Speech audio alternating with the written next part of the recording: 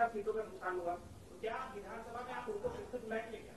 देखो, पहले ही जैसे जयंत राव जी ने कहा, जितने लोग हमारे साथ अभी रहे और उन्होंने संघर्ष किया, हम उनको लेकर आगे जाएंगे। और कुछ लोग अगर आना चाहते हैं, सिर्फ ये या वो ऐसे नहीं,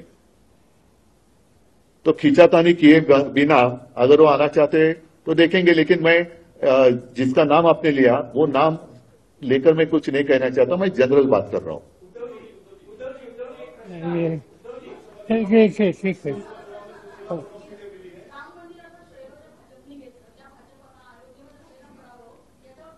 एकच तुमच्या लक्षात असेल, मी 22 जानेवारीला ताडारा मंदिरात गेलो होतो आणि 23 जानेवारीला ज्या दिवशी शिवसेना प्रमुखांचा जन्मदिवस असतो तेव्हा नाशिकच्या सभेत मी म्हटलं होतं की आम्हाला भाजपा मुक्त राम पाहिजे।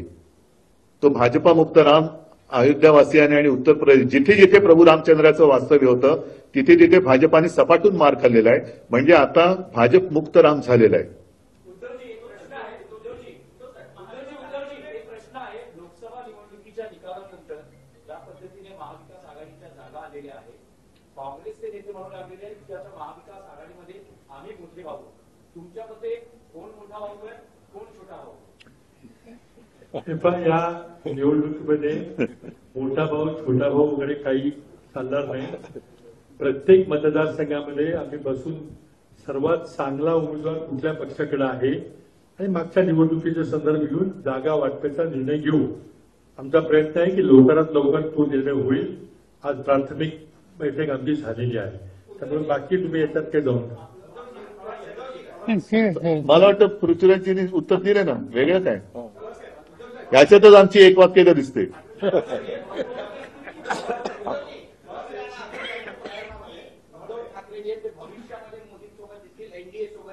कोण?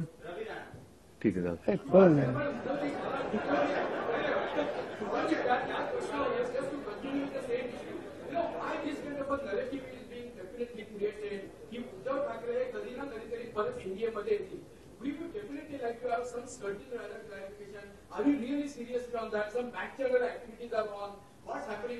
बरं ठीक आहे।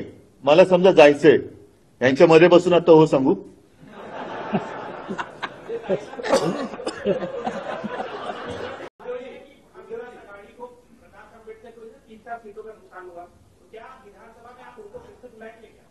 देखो, पहले ही जैसे जयंत राव जी ने कहा, जितने लोग हमारे साथ अभी रहे और उन्होंने संघर्ष किया, हम उनको लेकर आगे जाएंगे। और कुछ लोग अगर आना चाहते हैं, सिर्फ ये या वो ऐसे नहीं, तो खींचातानी किए बिना अगर वो आना चाहते तो देखेंगे। लेकिन मैं जिसका नाम आपने लिया वो नाम लेकर मैं कुछ नहीं कहना चाहता, मैं जनरल बात कर रहा हूं। ठीक है।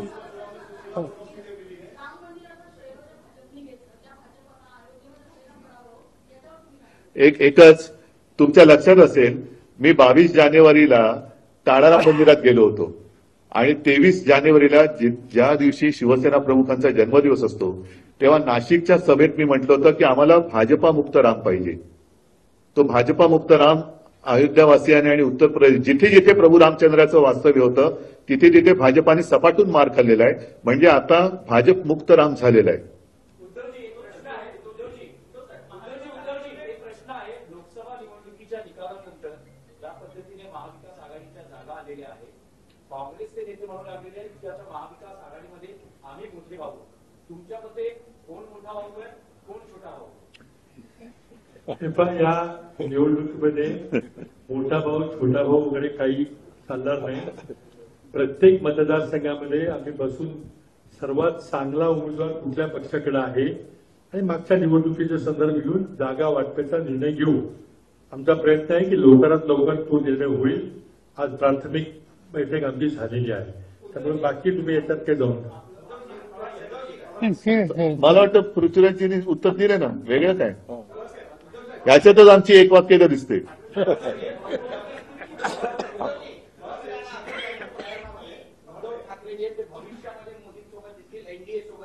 कोण?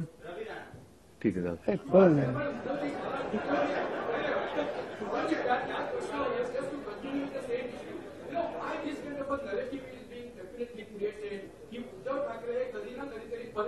मध्ये येतील.